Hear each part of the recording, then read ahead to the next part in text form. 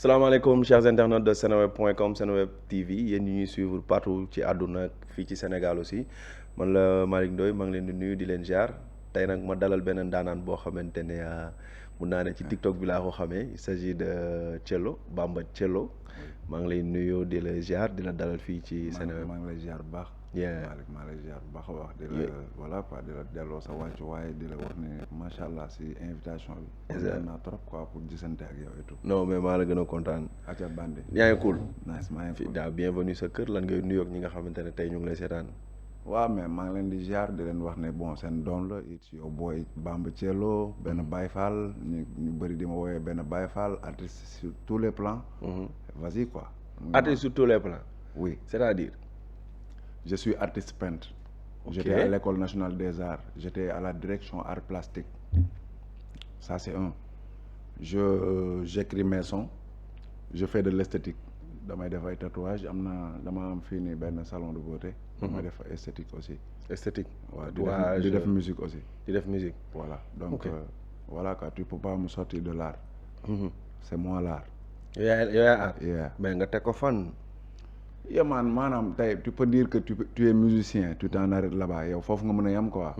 nga ni kii ne moom art plastique lay def foofu la mën a yem. art plastique waaw. waaw man je fais tous les deux en même temps. art plastique ak lan. damay def art plastique damay def esthétique. art plastique mooy lan. damay def ay tableau. Et puis boo xoolee sama page koo xamante ne visité na sama page da nga gis ne je reçois des voilà quoi des étrangers yu jóge feneen di leen defal ay atelier d'art art plastique mooy peinture. Recyclage je sais pas moi paysage art abstrait voilà quoi. Faire ressortir les couleurs loolu dama koy def ba pare. loolu mooy sama job à la base. beneen bi mooy dama am salon de beauté di def esthétique tatouage ongle cils. Tout le monde me connaît à Ouest Foire loolu am on a disconvient même pas. ba pare damay def musique. Et c'est moi qui écris mes sons. Et la majorité des sons que tu entends.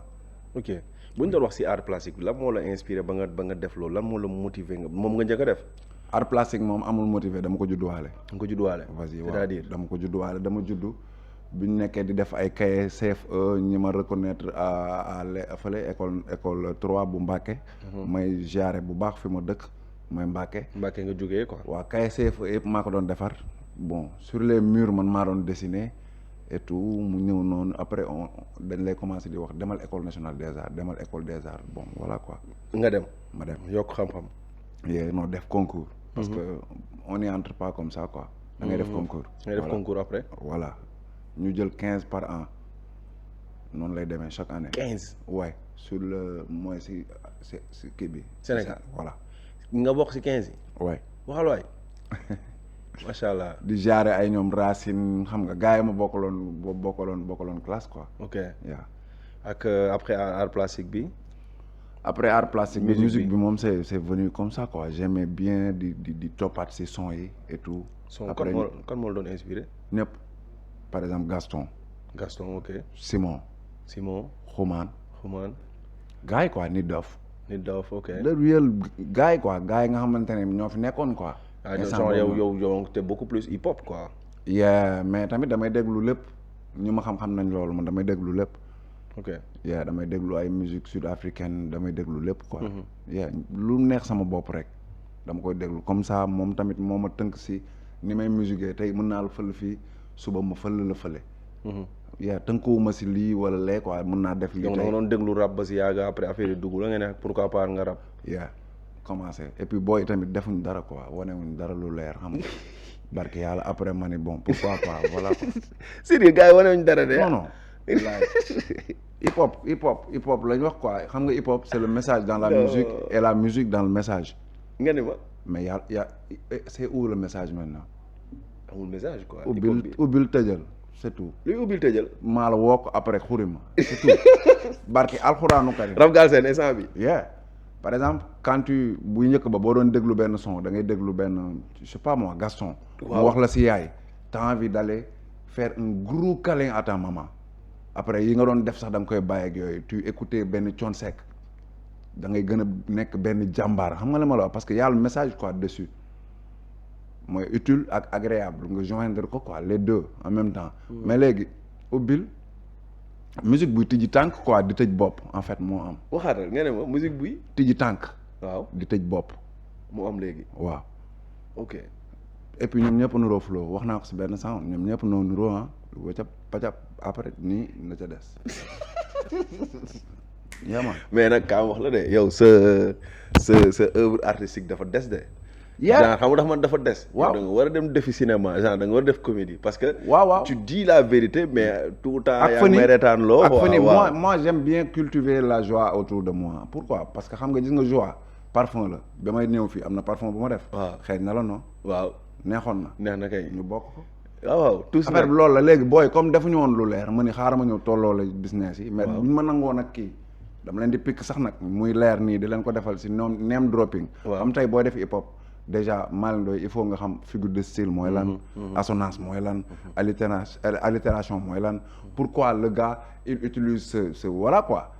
technique bi la moo tax mu koy utiliser mais ñoom ñëpp war a comme je t'ai dit. warab lan. après la ca des. après la ca des donc sama gars xam naa ne bi moom gars yi dañ ko dagg def ko si net bi. le message quoi il faut même bu dee funny na xam nga c'est comique des fois c'est émotif des fois na am le message en fait. te message gisatoo ko ci Non. ci hip hop bi quoi. non ok Non. amul sax si nouvelle génération kenn ku lay. non gaañ nii non kenn du tout non personne. mais lan mooy les points positifs yi nga seetlu si Gembe jamono ji. xanaa booy dëkk Bawol par exemple. C'est-à-dire? ay Double M daabalam yeah ay Munzo. en fait yow nooy laaj ci jëmale sa boor la li ngay wax nii. waaw mais man Mbacke laa dëkk si Moo tax man ngay Mbacke laaj. mooy ngën gi dëkk Mbacke moo dàq si dëkk yi bien que nag voilà quoi. y a des choses à améliorer on se dit la vérité et tout mais booy nekk foofu noonu déglu leen quoi mais xale ma Kocc Barma bi tu rappes en wolof vas-y quoi frère il faut que mu riche. mais Yeah. mis à part comment dirais-je wëy beeg musique beeg affaire yooyu noonu le fait que artiste yi di prôner lépp lu jógee ci dëkkam par exemple yaa ngi wax léegi kàllaama yaa ngi wax par exemple solu ça fait quoi. xam nga fi nga dëkk. da nga koy ndamu même bu dee boo dëkkoon sax je sais pas comment on dit nga dëkkoon Israël nga xamante ni ils sont dénoncés dans le monde et tout. da ngay ndamoo da ngay fier ci nekk israélien. mais nag nga dëkk Mbàkke. loolu moo garaaw. nu mu garaawee. Mbàkke mooy ngën gi dëkk maanaam yow boo dëkkee Mbàkke rek real niggas ngay doon munoo sax nooy barke alxuraanu karim déet waay. day feeñ sax ni ngay doxee day feeñ sax yow ni ngay sëlmoo boo yeewoo yaaram. Yeah. parce que Mbàkke nga dëkk quoi. Yeah. da ngay yeewu maire yi di saaf ni café bi mu lay xeeñ ngay déggaale xasida yi côté bee di dégg tijaan yi di def aussi fa côté bee yaa que Mbàkke que ça existe maintenant. genre dëkk yooyu la quoi. nga xamante ni buntu kër yi amul xaj dañuy dem lente dikkalante ngénte ak dëj. donc yow kon sa musique day riche. non Mbàkke laa dëkk saa waay. mais am na sa son ba ma doon wax léegi nii dama pour bëggoon nga ñu waxtaan si quoi mooy. Fall Ndiaga. Fall Ndiaga. waaw Fall Ndiaga moom c'est parti comme ça c'est baatin la noonu laa ko mën a jàppee. Fall Ndiaga mooy benn son boo xamante ne mënul xewi tu vas vérifier Fall Ndiaga tape juste Fall Ndiaga sur tous les réseaux que tu veux. moom bi mu explosé nit ñi gis ko ça t'a fait quoi ci sa carrière. daf maa bett en fait parce que man bañkat laa man dama mën a siisu maa ngi jégalu si loolu ak ñi ma xam ak yëpp xam nañ loolu dama bëggul woon am TikTok léegi un jour ki ma dëkkal ne ma mais yow booy yaa ngi toj TikTok ma ne ko man non yaa ngi jaawale de mu ne ma si yow yaa ngi toj TikTok ma ne ko non mu ne ma vas-y ma dem télécharger ko. xool après voilà quoi noonu la dikkee. mu toj waaw chaque bu événement religieux ñëwee loo xamante ni nag lu sell la da ngay gis dañ koy challenge. mu dem. mun naa ni am na lu ëpp 1 milliard de vues sur TikTok. challenge 1 milliard. déet ëpp na de. si boo ko cumulé mën nañ ko rechercher boo ko cumulé Fall Ndiaga ñi déglu xam nañ li may wax quoi. soo ko cumulé vues yu sur TikTok. ça a dépassé même sax la 1 milliard man maa modeste rek. diit way saay. oui. diit way. Tap Fall Ndiaga juste non Tap Fall Ndiaga bari na de. man gis naa daal sa son bu mujj bi. gay naa ko. pour gay naa ko pour gay naa ko. non boobu moo gën ndaw sax. non pour le gay naa ko moom. Malick Ndoye bokk ma ak booy yi nii ngay invité fii nii de. waaw. non xam nga man maa cherché à te connaître. waaw parce que je vois que. yow waaw ñëw la non vas-y. non yow am nga benn originalité. oui. man loolu bokk na lu tax ma accepté invité la fii. waaw man pour gay naa ko laa la xamee parce que da nga ma woo ne woon saa nice ma déglu ko bëm je t'ai rappelé direct. comprendre nga te gis naa ne mu ngi trend sur TikTok te xam naa ne sax après si la ñuy tëjee waxtaan bi ci sound boobu noonu mais fan nga teg ne ak booy bokkoo leen.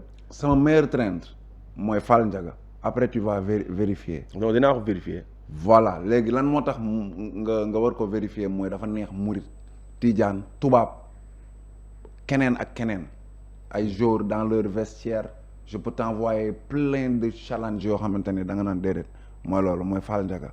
après man maa woy papa Malick Ndoye quand tout le monde se focalisait sur maman man maa woy papa parce que papa tamit man papa la yow papa nga ñun on s'occupe de la maman on s'occupe des gosses on s'occupe de tout hein avant que tu viennes au monde et tout après yow boo màggee nga ni sa yaay après yow nga ranger ñu loolu noonu man maa ko dénoncé way ko papa boobu noonu def trend moo gën a def trend Pulo Gaynako va vérifier. waaw Pulo Gaynako moom mu ngi doog a ñëw ñoom ñëpp dina leen romb. waaw Cello papa.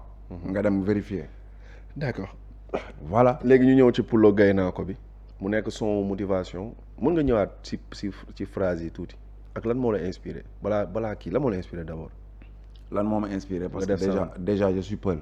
ok man je suis Peul pour à la base tukulóor amul pour commencer on est tous Peul dafa am ay nomades am ay sédentaires tu comprends un peu léegi pourquoi pas jàmbaaru sénégalais ma dugal ko ci Pulo Gaynako parce que man je suis Peul et je me débat hein j'essaie de survivre y a pas plus travailleur qu'un Peul frère y a pas plus travailleur qu'un Halpulaar Halpulaar c'est un mot mooy xaal mooy waxal pulaar mooy làkk bi donc Peul moo am mais Malick foo romb Peul loo koy fekk muy def day liggéey sàmm. waaw mooy sàmm waaw day sàmm. Gaynako nag mooy sàmm baat bi pour ñi xamul woon Gaynako mooy sàmm. Pulo Gaynako. yamaan taman damay sàmm samay doom di la sàmmaale yow Malick bugguma dara dal la lu la naqari donc man la Pulo Gaynako mu dugg si loolu lépp lu góor di liggéey parce que je suis homme lépp lu góor di liggéey def naa ko oui. loo liggéey. vacances daan naa dem ba Joal sama yaay yónni ma dem jëndi géej gi ñëw indil ko daan naa ñu demal ma marché Ocass jëndal ma ay sëru becco ma dem jaay ko daan naa def vente à la sauvette ay wa ndox Elton bu Mbàkke tu vois un peu dem naa bay def naa manœuvre maçon doole moo tax ma bàyyi awma doole bi parce que voilà quoi yàlla mooy dogal ku nekk ak fi mu la war a teg quoi def naa un peu pas un lu ne quoi dafay feeñ sax ci métier yi may exercer nii boo seetloo da ngay gis ne dama nekk artiste peintre di def musique di def leneen aussi. waaw di jéem a waxaale ba tey yaa ngi ci phrase bi man la Pulo Gaynako lépp lu góor def naa ko après. waaw fépp fu ma am yaakaar dem naa fa parce que no hope sans espoir nit mënul dem Malick yow sax pourquoi tu te lèves le matin c'est que tu espères que la journée sera meilleure que démb quoi moo tax ngay jug loolu mooy espoir mooy fépp fu ma am yaakaar dem naa fa bi ma xamee ne nag yàlla mooy maye ñaan naa ko pour ne pas dire keneen ku dul yàlla maye woo loolu laa bëggul woon wax quoi moo tax ma ne bi ma xamee ni yàlla mooy maye ñaan naa ko wërsëg nag yamul xam naa ko te léegi nangu naa ko.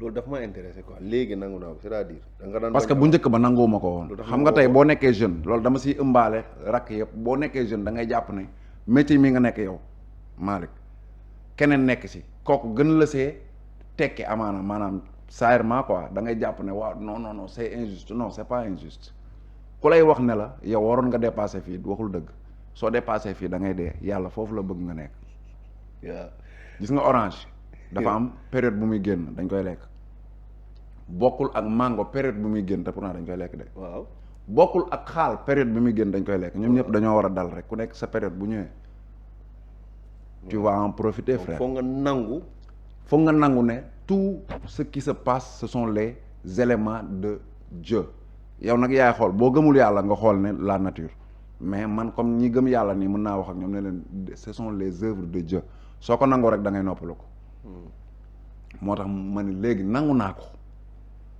j'accepte ba nga nangoo noppalu nga exactement noppalu boobu nag laa bàyyee borom xel yi parce que wax ju egg séeréer ko moom ñun pël yi ñun xam nga du eggale la bokk wax ju egg séeréer moo ko moom frère tax séeréer yi attaqué la ah mais ñëwal waaw man neex nii waaw après ma ni mënuma gis ku riche am ay mbokk yu triste ay mbokk yu pauvre mënuma ko gis.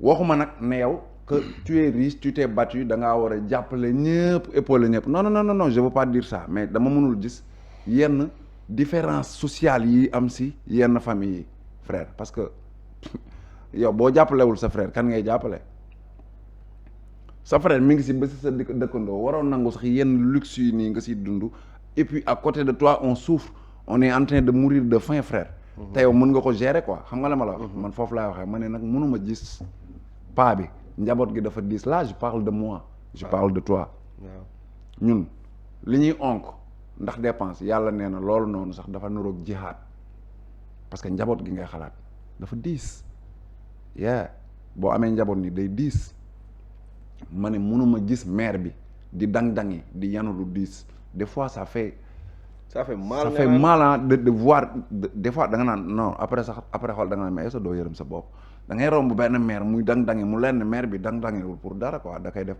parce que njaboot ma ni mënuma gis ku siis topp nit ki xañ ko puis de nos jours loolu moo yàq life bi man Malick Ndoye am na koo xamante ne bëggul mu persévérer bëggul mu avancer en guise de quoi parce que tu penses que yow avancement Malick Ndoye moom moo lay delloo ginnaaw fekk du loolu amaana sax yow boo ñaanalee Malick Ndoye mu gaañu yéene ànd nice waaw après nag ma ni mënuma gis lu triste boo yaa ngi jël ay risques te man li may wax dama koo gis pour ne pas entrer dans les détails maa ngi gis booy di jël ay risques parce que dañoo bëgg a tekki mënoon naa citer nag ñu bëri barke alxuraanu karim ban genre risque nga gis booy jël si town bi par exemple j'ai un grand frère yàlla na ko yàlla yërëm Assane Sarr si gaal yi la dee te moo ma yar di jaale waale ñëpp ñu may seetaan ñu bokk ci sama famille di leen wax ne yàlla na ko yàlla yërëm xaare ko àjjana amiin c'est mon frère yàlla na ko moo ma yar te ci gaal yi la dee defu ko parce que daf doon xaru non daf ko def parce que jàmbaar la dafa bëggoon un avenir meilleur mooy baar bi dafa bëgg a jël na risque quoi mu jël risque maanaam mënuma gis nag lu injuste ñu leen di tëj police te xoola boo yëpp a ngi 100 mètres te boo yëpp lan moo leen yóbbu 100 mètres dañ bëgg teral yaay koo si laaj rek maanaam koo si laaj booy koo si dëkk micro xam nga lu mu lay wax dama bëgg teral sama yaay donc un avenir meilleur loolu mooy woy bi boo déggee nag nee naa pour nag bañ a wax booy yi ne ñoom dañoo war a tekki par force nee naa coono tamit ñëwee naa ko parce que tamit fils mënoo toog nii rek si bopp koñ bi xam nga waa non dëkk bi amul job bi si am na job barke alxuraanu karim benn mburu boo ko livré 15 francs lañ lay fay boo livré 1000 pains 15000 francs la par jour 15000 par jour c'est 450000 par mois y a que les fonctionnaires qui ont ça te yow yaa ngi ak ay abonnés t'as 300000 abonnés yaa ngi génne sa ween wala yooyu noonu mais di salaamualeykum damay livrer mburu bu ngeen xëyatee bu leen jëndati mburu dinaa leen ko indil mu set wecc te sell non mais il faut être voilà quoi créatif apprendre xam nga ñun école dañ ñu fay yóbbu pour apprendre moi je vous dis frère apprenez à entreprendre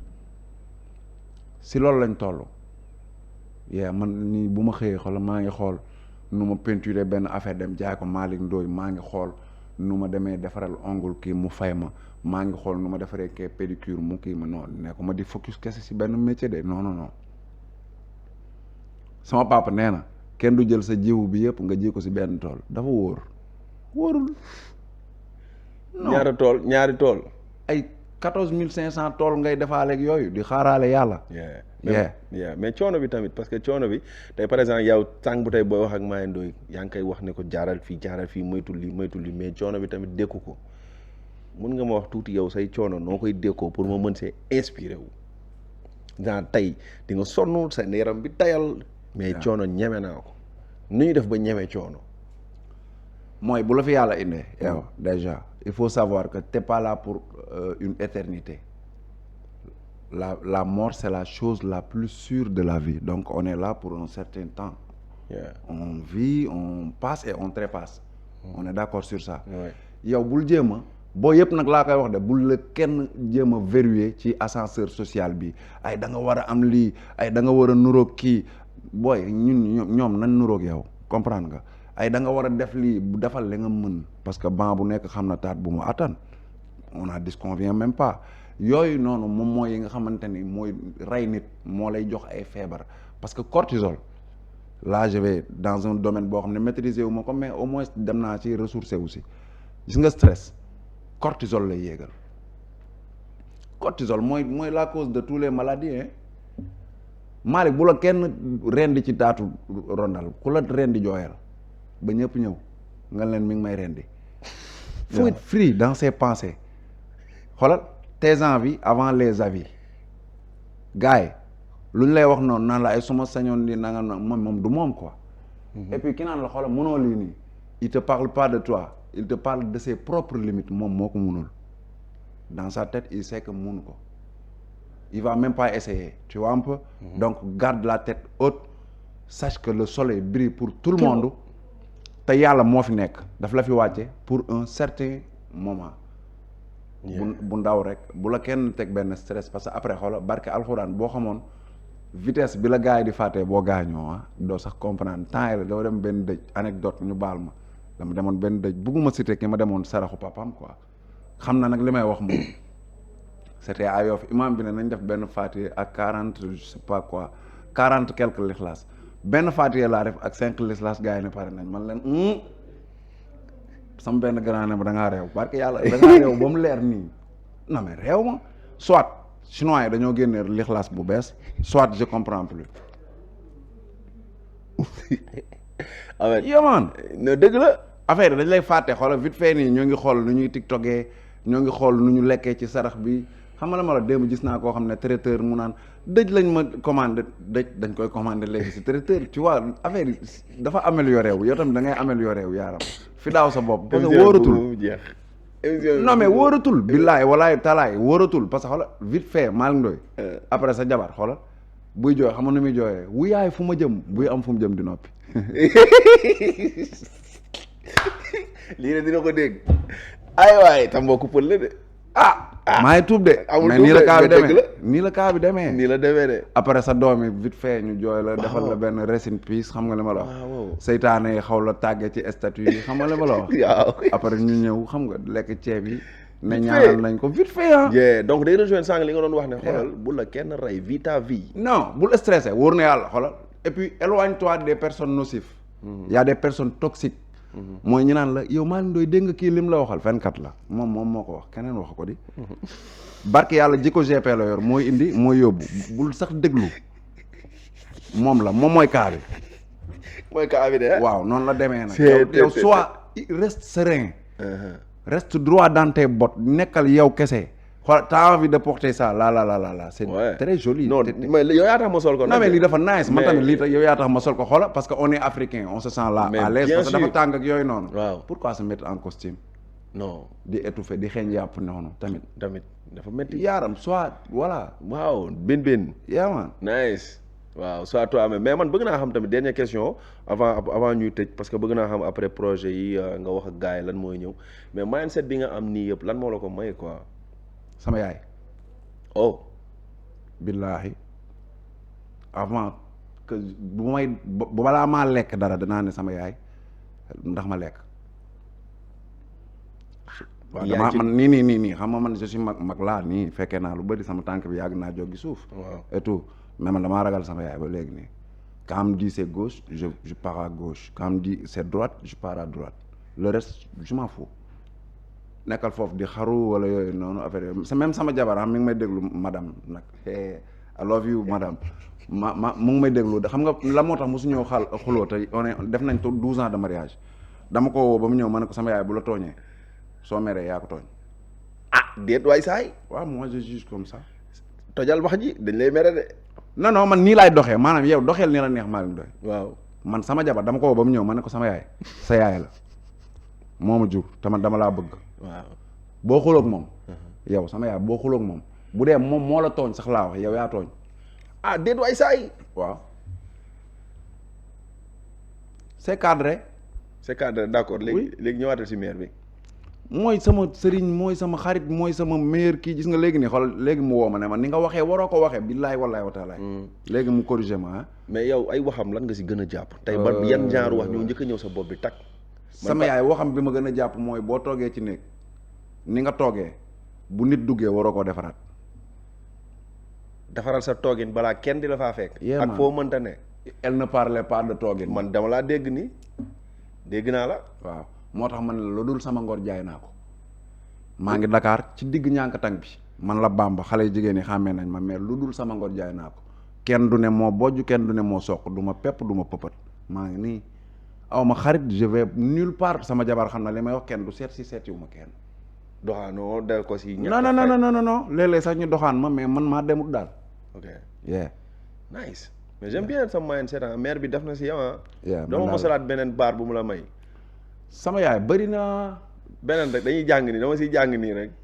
dafa bëri ba barke alxuraanu karim maire bi du ma la mën a wax sax lan ak lan ak lan la wax ay genre. ndeysaan donc mindset bi nga am nii tey maire bi moo ko cultivé. paa bi moo ma forgé parce que à 4 ans il me faisait recopier de l'encyclopédie ñi xamul encyclopédie mooy livre yu rouge yooyu di nekk ci kaw bibliothèque. waaw man paa bi moo ma yar. waaw à 4 ans. pour ne pas entrer dans les détails j'étais avec mon père.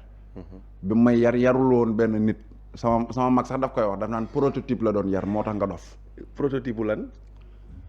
mon père timis su jotee ba nii Malick Ndoye nii may wax ak yow timis su jotee suñ ne allahu akbar te fekkul ma nekk kër ga sama fit bi danañ tëf parce que damay jàpp ne dañ may dóor te mag laa de am naa ay doom nii. loolu sama papa la. est-ce que comprendre naa la. faire une faute dans un dictée j'ose pas ne pas être premier de la classe j'ai pas osé te li ñi may déglu xam nañ li may wax.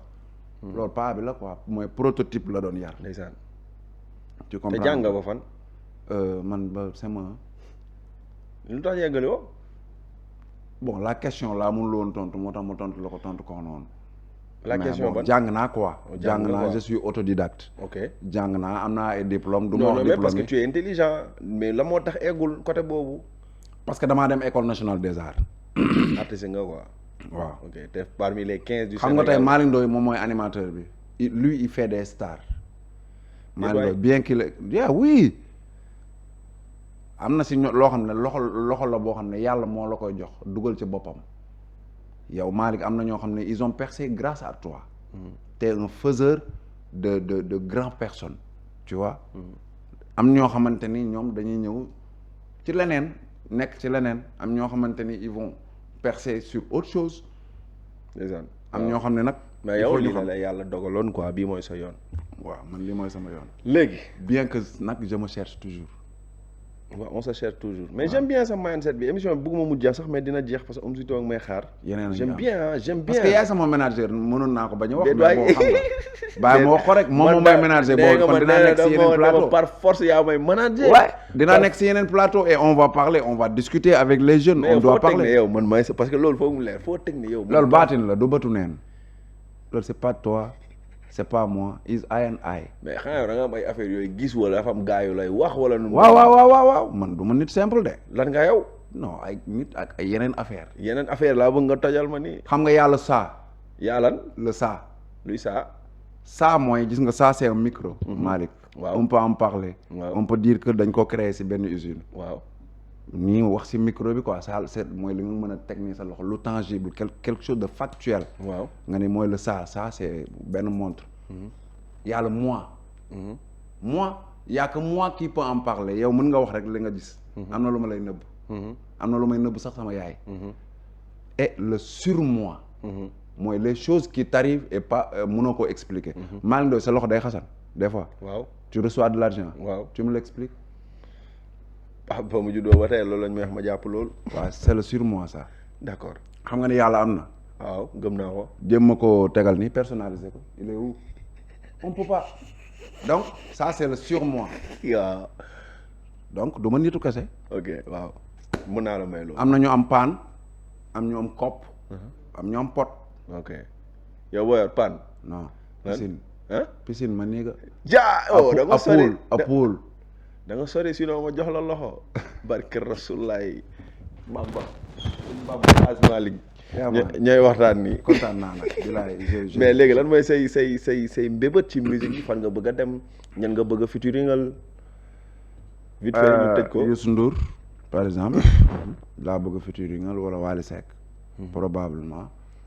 et je veux juste qu'on ne chante pas ak comme si mën a doon si ñoom bu ñu woy ay woyu ay ñee yaa ma kii tijjil sa tànk yi maa ko yër fi non on doit rester sur luy conscientiser jeunes yi parce que Thione Seck nee na woy bu yeddewul defarul xam nga indilu la benn njëriñ nekkatul ay woy gars yi mu ngi lay naax ak yooyu comprendre nga donc on doit focus sur que ñun musique moo war a gën a puissant politique musique moo war a gën a puissant lépp moo war a indi émotion moo war a fekk benn gars bu doon agressé comme Omar Pène am na ñu bàyyiloo agression et tout musique moo puissant wee noonu donc quand t'es musicien comme je l'ai dit dans mon son bi ma tuddee lettre à la République je dis micro bi na doon yetu yàpp su jugee excité là je te laisse nañ bàyyi show yi imaginer quoi mais rappeur yi dégguma koo wax ne day kii bëgg nga si featuring ak moom quoi rappeur yi waaw bon Simon Xuman Gaston niw ji bi sax dara nii dof boy yi nii mooy wër na yàlla du ma la wax de ma xam nga kan laa la gisoon nii featuring nii Samba Peuzzi quoi man gis naa la bien ak Samba waaw na ñëw ma humilier ko déet Samba du humilier moom Baye Fall la yow ngay Baye Fall kon na ñëw ñu teg lu ngeen def lu nice quoi na leer rek na leer ñu conscientiser booy yi jële ko fii yóbbu ko fële na ñëw ñu def loolu loolu nga gis de mais saa yi kontaan naa nag man yaa may manager yaa may wax defal lii amul benn problème léegi maa lay manager mais mooy loolu mais kontaan naa j'espère que kontaan nga yow barki waaw mooy loolu ak la ca des kontaan naa waaw kontaan continuer rek bañ a compter si kenn de waaw incha allah donc Bamba maa ngi lay ziar encore et ça a été un plaisir parce que waa TikTok xam nañ son bi son bi mu ngi traîne foofu noonu mu ngi def chemin am nànk-nànk te son bi ça part de motivation toj na ko dégg ngeen lim si wax donc dem leen ngeen follow ko sur plateforme yëpp sur YouTube surtout loolu Malick daf maa xaw a metti YouTube dama fa low quoi gars yi nañ ma si jàppale xam nga ñu yéegal YouTube dama def ay yëfu dof xam nga waaw